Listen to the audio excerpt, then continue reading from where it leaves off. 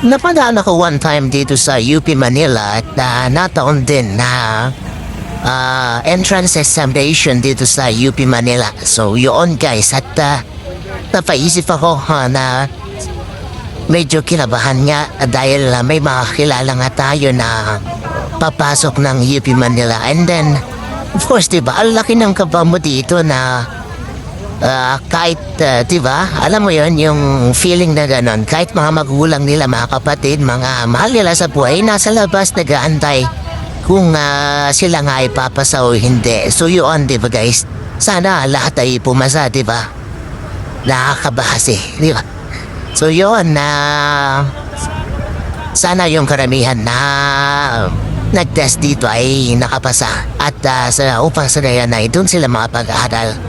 O diba guys, good luck sa lahat ng nag-test nitong nakaraan na sana na tanggap kayong lahat o nakapasa lahat para sa